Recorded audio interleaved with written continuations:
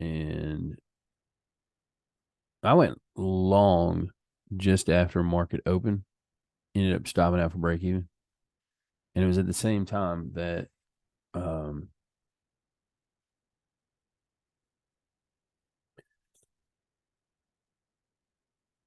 it was at the same time that Fred had gone short on a Casper trade. So I'm going to zoom in on it. It's right in here to talk about the two different directions. So I went long right here at this trade. Was it here? No, it was here. Yeah, it was because when this dropped in, yeah. So I was long off of this spot. And we come down and then we started to move up. And I could have easily taken it off. And in my mind, like the 62 area, this was a good area to probably take profit, especially when it started to reject. We'd come up, we'd reject it, and then we pushed. I just thought we'd break and at least come all the way up into here to cover this gap in the morning time, because this candle was a lot larger on the micros. Seeing it now in the NQ is a little bit different. Go to the micro, you see how large that candle is. So we didn't quite actually make it all the way up into there. And I ended up getting stopped out for break even, jumping on board shortly right there at it with Pat for a pretty good short to the low side. And it was a Casper trade because of here to here, there's your 10 o'clock candle. And it was that Casper trade. It ended up coming down. And then this was, if you look at 15 minutes, 15-minute consequent encroachment, closed right on it, never closed below it, took off from there. And this is about the area where we started to cut it. I know Fred got out of it quicker than I did. So he had a really good trade, pretty good idea to get out right there and then take off. Uh,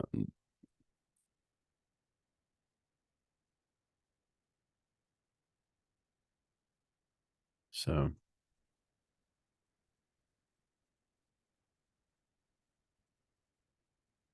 right, as you can see, yeah, we popped here and came back up, and then we slammed down. And I said that if we closed above this time, that's when I was going to get out. And as soon as we closed, even that little tick right there closed above it, I took it off right there. And then we just took off from that point. I obviously didn't know this was going to happen, but took off from that point. We just could not close below that consequent encroachment. But I also want to talk about this 1 minute trade that ICT took yesterday. He posted on Twitter. So we're going to jump into a 1 minute chart.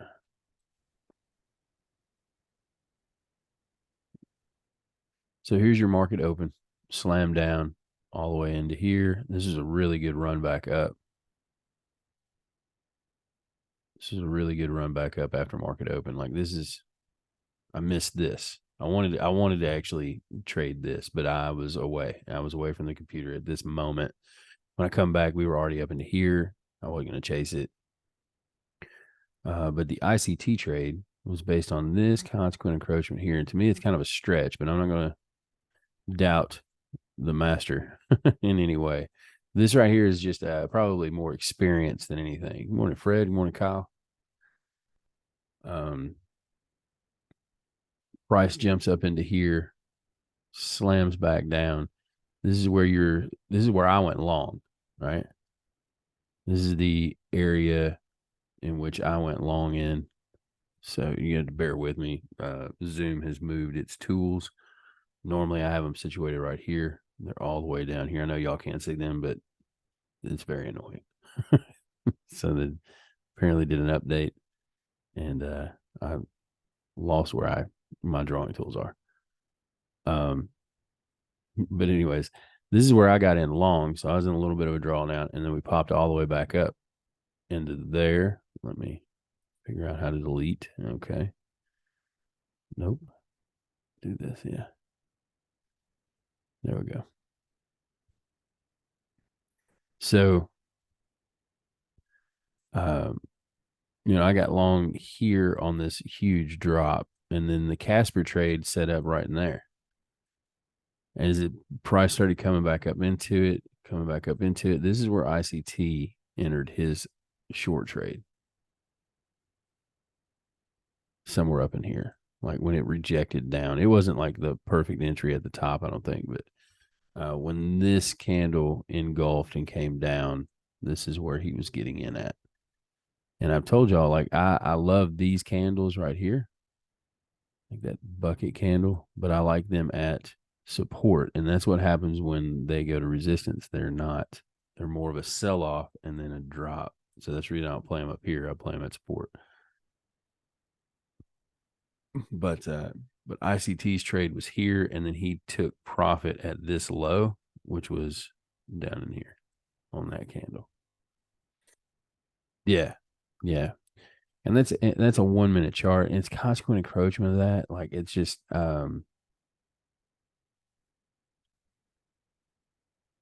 yeah, it was a like a little video of price coming up into it, and actually it was a video of basically profit being taken down in there. Yeah, no real explanation or anything. I think he mentioned something about consequent encroachment, and that was it.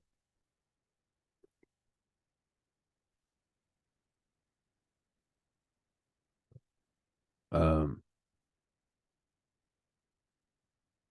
I mean, unless you were just die hard, like I don't know how that would have given me the reason for a trade. Like maybe after the breakdown, and you have this engulfing candle right here, and then this other rejection, and you started to break. Maybe after that, I can start seeing exactly. That's a. I think I stopped for a second on it. No, no, they're really not. And then like you're saying, Fred, like we had this huge push. This is where I wanted to sell my long trade that I was already in, but because we had this huge push, that last candle move, I thought we were going to break above that. So now, if I had been on a 1 minute, this 1 minute chart, this candle might have been the reason why I would have gotten out up here instead of holding all the way for break even. Uh, on a 5 minute chart, this right here is just one, basically one candle back to my break even.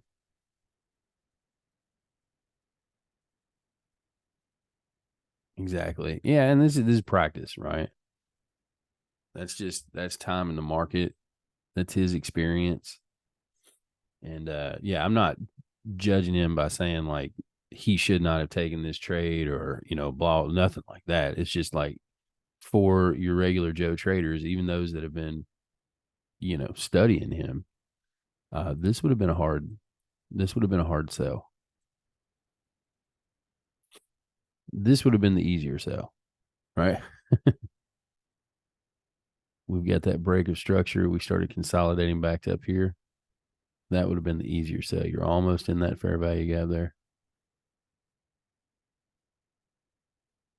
But he had like 2 or 3 contracts put on right there. And then I think he added another 1 or 2 right there. I don't know how many he had on actually. I know like he had an entry here, and then like another entry there, and maybe another entry here before selling completely out down here at this low. And that was the target.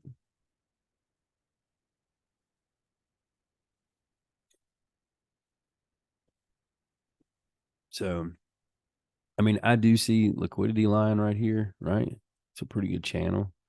Momentum, momentum on both sides of it. So I can see liquidity inside there. You can see where price kind of stalls at and then where it slams through it. But this would have been a tough sell up here. Um, Now after it started breaking down, of course, I mean you go into the other time frames, even a 3 minute time frame. And you can kind of start seeing, okay, I understand why his reasoning. I mean, that's a perfect little fair value gap. You can call that structure break if you want to. So, but it doesn't look as momentous as his trade on the 1 minute chart. Yeah. Yeah.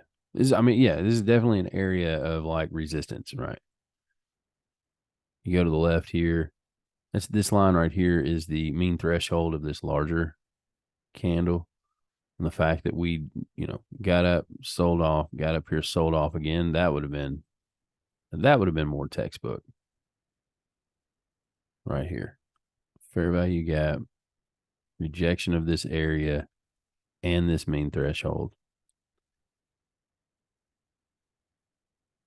Good entry.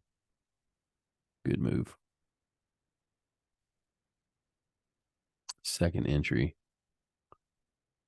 Take it off right there, or take it off right here at this consequent encroachment of that 15-minute opening candle. And then again, another look at why we sold off where we did, Fred. I mean, it's a good idea. This is not the chart we're looking at, but good consolidation, a run into the below this area of stops. Could have been a mean threshold of an order block right there, and then an immediate rejection. Yeah, there you go.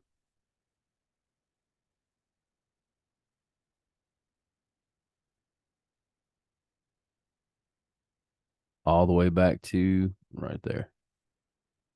Mean threshold of that opening candle for the week. And on a 5 minute chart, there's no closure here below this consequent encroachment. So it basically went consequent encroachment to mean threshold. Yeah.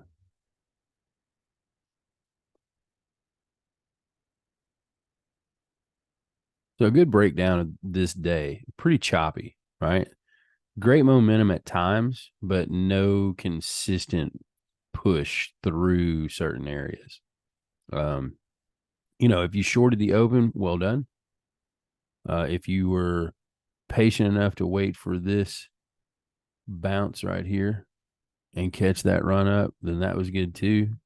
Unfortunately, we were in the middle of this, and that right there was more consolidation than anything and more of a grind.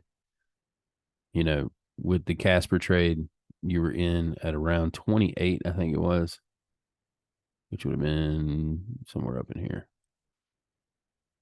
And held through a bunch of drawdown. In fact, your stop was right there, and it went all the way to 61 or 62. It was like the top of that before dropping. And so that's a large drawdown. I was in a large drawdown here.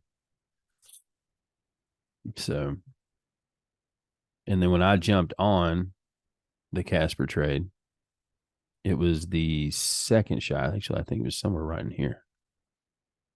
And it was on, I think I showed everything in a 5 minute chart, but I think it was this 3 minute chart that I jumped in on. Yeah, U.S. bank holiday. There you go. I didn't even realize that. You're right. It was a bank holiday. Yeah, Columbus Day, Indigenous peoples. Yeah.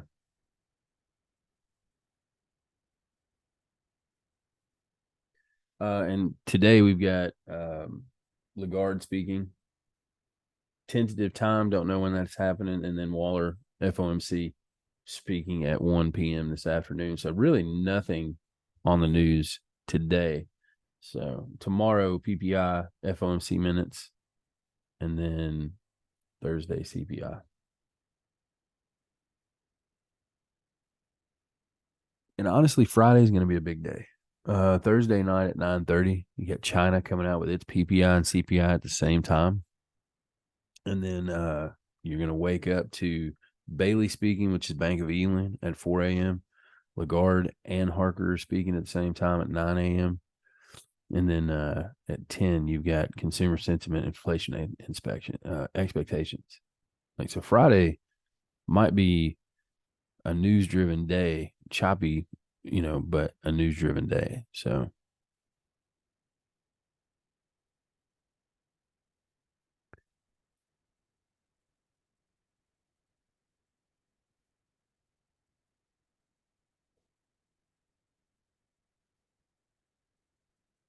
and if we go to the dollar, you can see.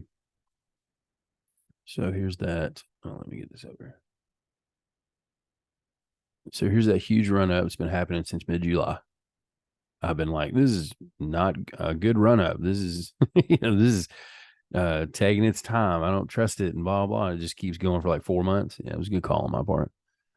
I don't know. I know y'all been around, but calling for this to go bearish for about 3 months now. I hadn't done it.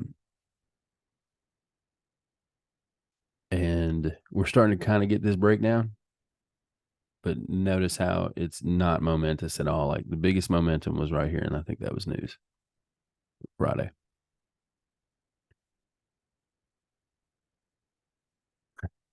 Exactly. Keep calling it. Eventually, I'm gonna be right.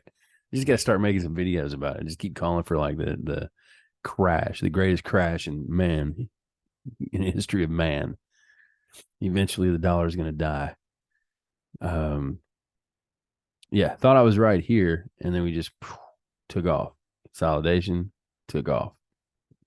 I think I was like, we bounced here, and then we took off, and then yeah, it just keeps on. So right here at sell side, this is really going to be a good break of structure. You notice we really haven't had a good break of structure. This was not kind of that break of structure because the reason this is not going to be the same as this, right? For this right here, right? Because this is choppiness, this is consolidation, this is liquidity, right? So price comes down to grab more liquidity before going higher. Here, yes, there's liquidity below here, but that liquidity is going to be more situated with this person, that inefficient, I say this person, with this area, that inefficiency, and on down, right? So we get to here, then I think we're going to keep coming down for more liquidity because this is a pretty good straight line through there. I think all of those bodies might connect pretty well. So I think this is right here is going to be an area where price for the dollar could eventually start seeing. Again, going back to that explanation of why I think this is not going to bounce like this did is because this movement down is more drastic and then an immediate salad. That shape is, completely different, this movement down, than this right here. And then we had a huge move down, pretty momentous down to try and grab that more liquidity, and then an immediate rejection. This is a pretty momentous move down to take out a little bit of inefficiency left behind, and then a push back up, breaking that structure. And then this is just grinding down. Yeah, we're building up liquidity here.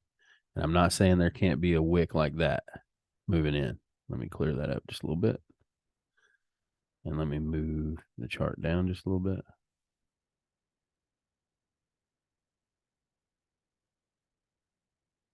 So this is just my idea, right? Pretty straight line for sure. Not saying that there's not going to be kind of a push back into this liquidity some, but I think that if we get below here, I think this is our draw right now.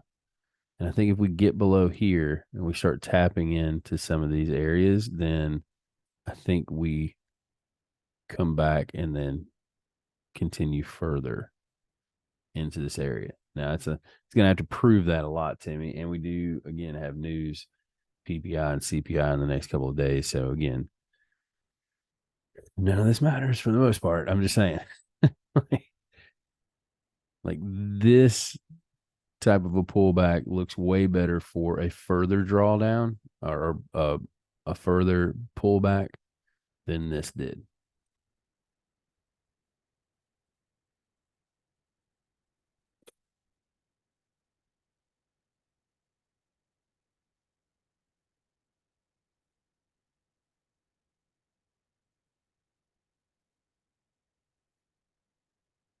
Plus, we go back to the market and we go up to a higher time frame.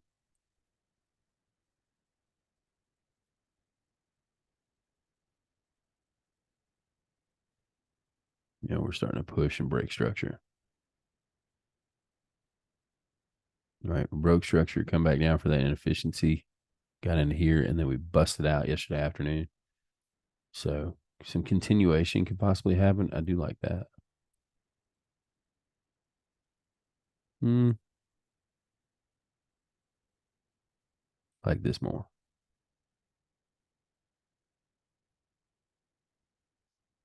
I like this more because of this. If this low had produced a higher high before coming down, then I would like this one. The fact that this one ended up coming here, kind of breaking through some of that liquidity inefficiency, and then another one here. Yeah, I kind of like that one.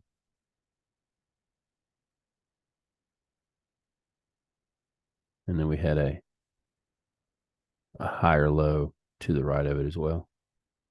So I'm definitely going to put a structure line on the bottom of that one. That's pretty up there, but with the news, you never know.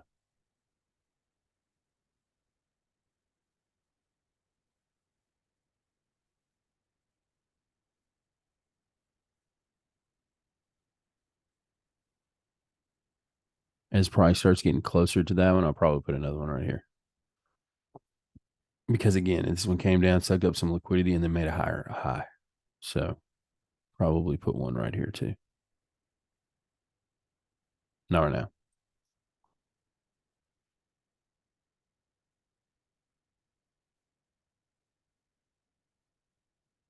Let me get the VWAP off here. There we go.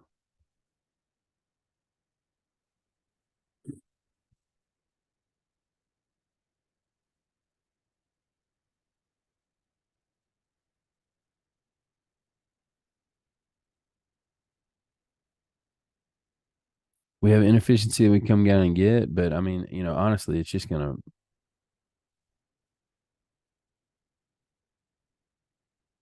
I don't know if we drop all the way down into it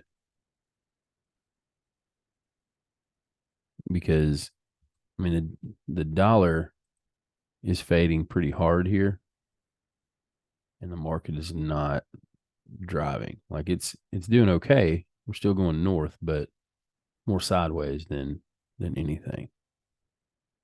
So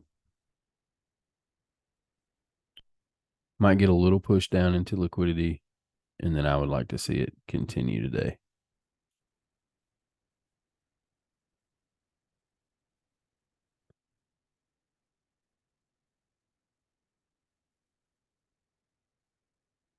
Something like that, right?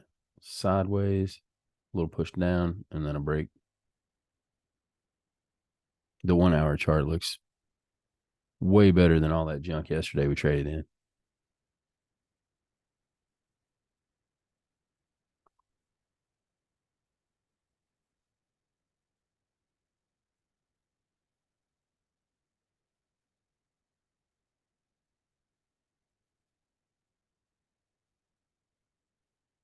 Put up the London highs and stuff. Gotta go to a 15-minute chart for it though. There we go. Pretty tight. Look at it, just took each other out. London lows are still sitting here. So if you go back to yesterday, look how that midnight open is right there at that consequent encroachment.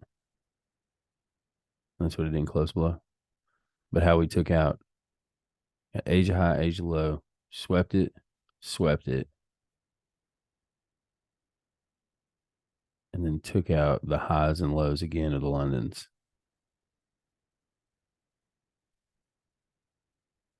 Just straight consolidation is all it is. That's just junk. It's hard to trade. That's the reason something like the silver bullets, the Caspers, things like that, where you are stuck in that time period, and you have these things have to happen for you to even really consider the trade. Like Fred, you did a great job yesterday of like not jumping in with me on that first trade that went up. Like you wanted to, you even said it, and you're like, oh, I really want to, but you decided not to. It wasn't part of what you've been trading and what was been successful for you over the past little bit. And you ended up taking a good profitable trade where I had to work just to break even. Well, I say work to break even, but my trade was draw down and then I had to work to kind of basically not lose money on that first trade.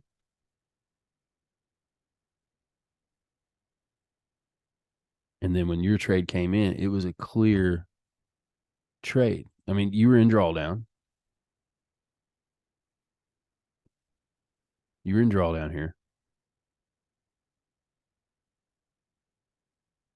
It went all the way up, did not look good for a whole minute. But once it started breaking down, once my trade started breaking down, it was,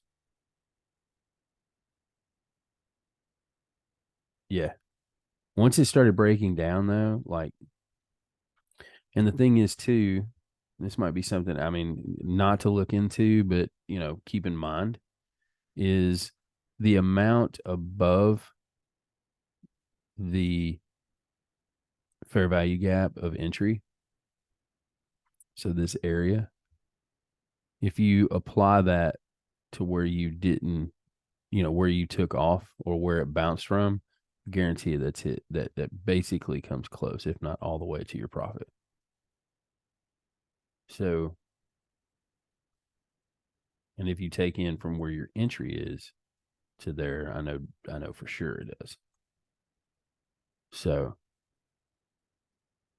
like this is the amount that you were seeking when you took the trade. It's just you got in down, we got in down here because that's when we're supposed to. Just something to like think about, like how far up it goes through your entry. You might have to make that adjustment on the way down. And two, that's a great move. It's a great profit. Um, so on the days where it makes a strong move down, you have a number that if you reach, you're good with going ahead and taking your profit. If it doesn't want to keep breaking down. Yeah. Measured move from pullback. Mm-hmm.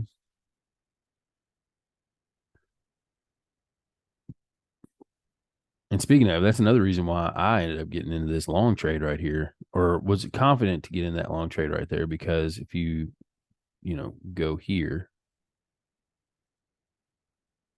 and we put the fibs on it, 62 to 70 is in between that range. There's a good OTE right there. So that was another reason why I was okay with sticking in that trade like I did. Because once we started pushing up, I was like, oh, we're pretty good then.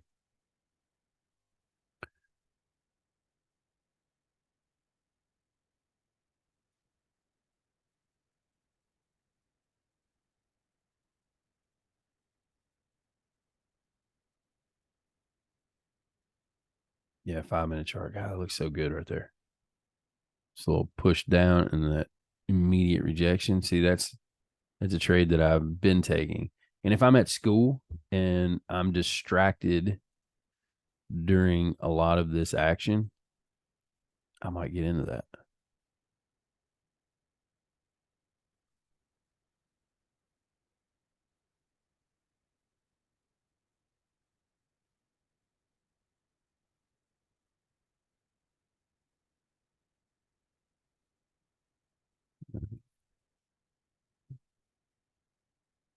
What is that?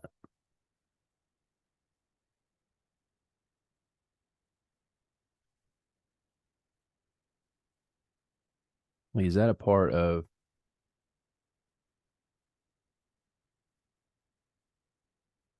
No, it's still there.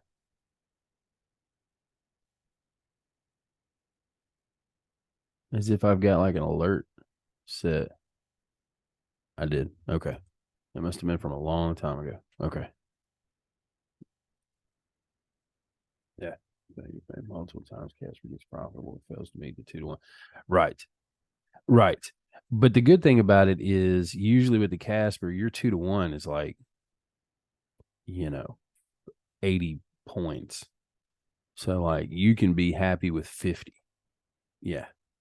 And be like, as soon as we get to the 50, I'm just going to go ahead and take profit. I mean, yeah, you're leaving some on the table clearly, but I mean, you're never going to lose money taking profits. You know what I mean? You're never going to, you might not be making these. The only bad thing about that is over time, like when you pass the 50K account, it was 31 wins, 39 losses. And the reason you're able to have 8 less wins is because you held to full profit. So that's where it comes into play when this trade ends up being a full loss right here. Those trades that you cut them short are eventually going to make you more break even or losing. Like I don't know why I drew lines for that, but you know what I'm saying.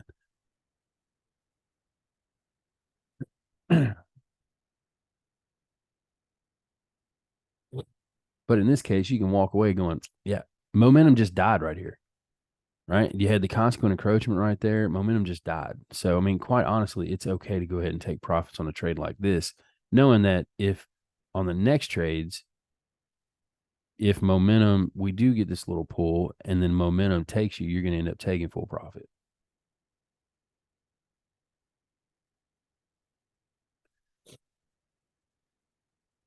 But again, experience,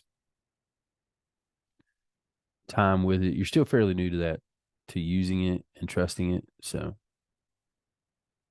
but after you've held into that drawdown, like perfectly okay with taking profits. You already basically gave so much back up into here. Like taking profits right there is perfectly okay.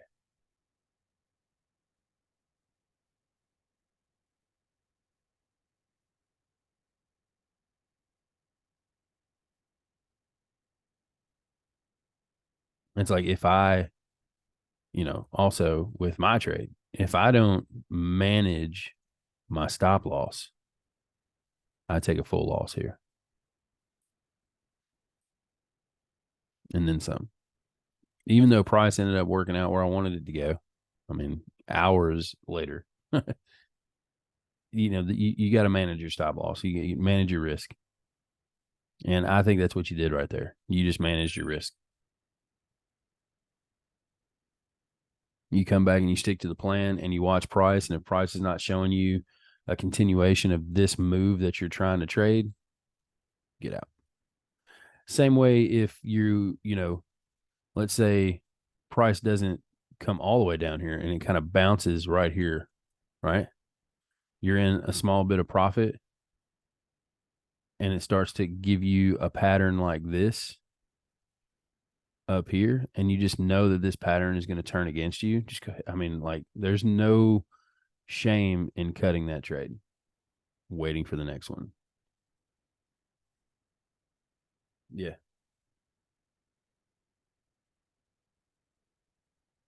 absolutely. Yeah, I don't think any trader that I've ever followed has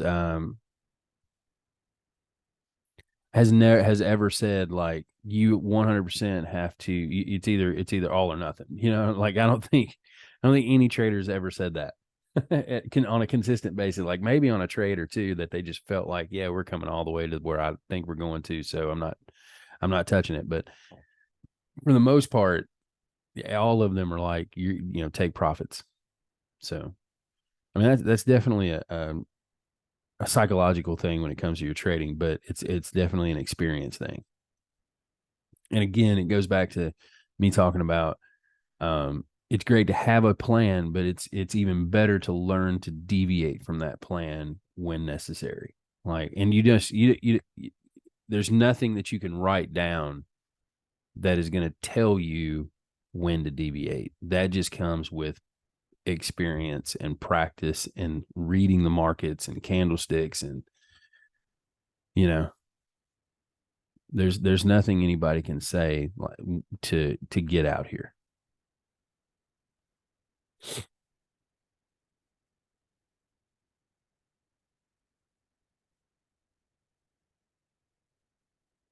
But whew, golly,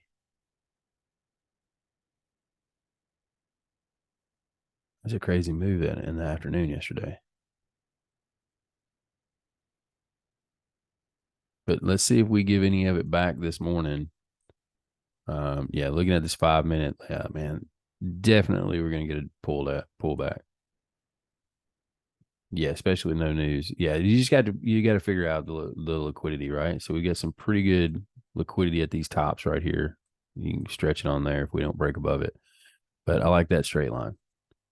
So I expect price to at least come down to this Monday high, if not the daily, if not these guys, and give us some type of move down. I don't want to see it too soon though, right?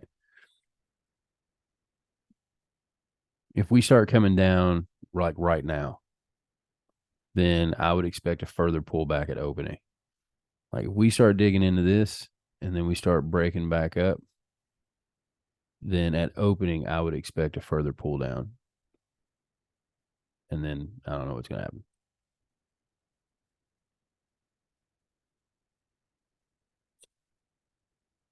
A massive amount of inefficiency right in here.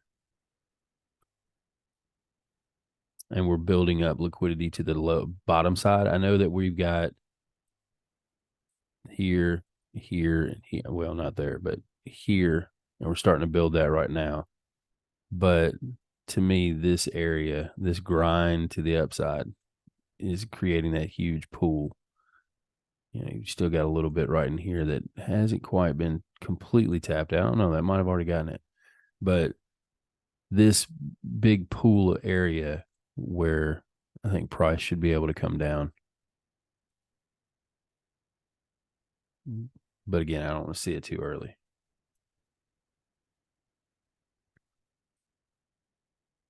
Where's let me pull the VWAP back up. Yeah, VWAP's in a good area too. And then London low. Yeah. That's what that's a good spot to be looking for. And that your shallows, right? If price starts working down here and let's say market open happens and we dip below it, and then we start getting that pattern that happened on this push up right here. We'll dip down, full on rejection. I can see that happening. Taking out that London low. Obviously, taking out the London high first and then dropping down.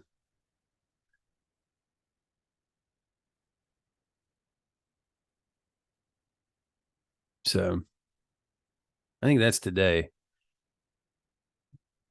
Look at the ES real quick. Hadn't even looked at it at all. So let's look at the ES. Yeah, clear straight line right in there. London high's almost taken out. Midnight candle's a little higher on the ES than what it is on the NQ. So situated right here at all this area.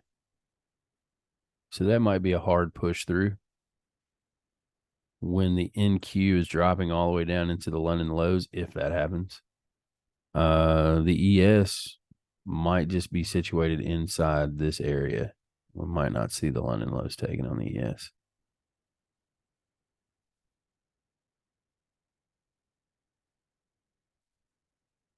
Again, I don't want to see it happen too soon.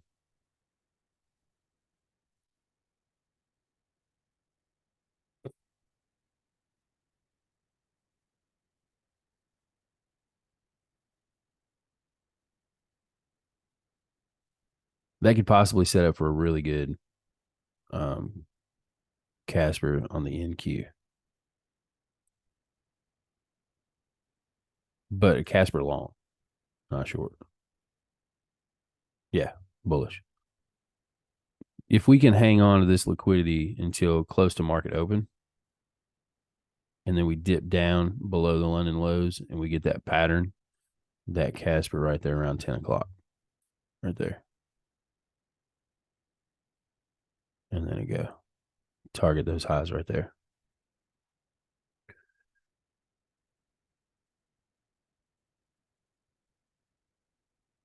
Yeah. Yeah, but market doesn't really give us beautiful setups like that. That's a wonderful setup right there. We'll have to just see how it plays out. Um, I do like the liquidity that's situated there. I like the fact that the London low's down here. Um, I know, right? We could get some consolidation right here. Maybe a little play around that midnight low VWAP Monday high range area, and then a breakthrough. But again, once we get below that London low, I want to see that full on rejection and that pattern that I like to see. So I think that's me for the day. Um, be careful with no news, but big news coming up in the next day or so. Obviously, you got to take that into account, right? The fact that we've got Waller speaking later on tomorrow, PPI tomorrow, CPI on Thursday, which could be an extremely large candle at times. Unemployment claims also on Thursday. And then China, Bank of England, ECB, and FOMC again on Friday. Well, China's Thursday night, but basically Friday. And then Bank of England Friday morning, Lagarde Friday morning. So just be careful. You could see a lot of junk like this early in the day and then a release during the afternoon session. So just be patient, wait for your setups, and then go with that. I'm going to be out. Y'all have a great rest of the day. Be safe, be profitable. See y'all tomorrow.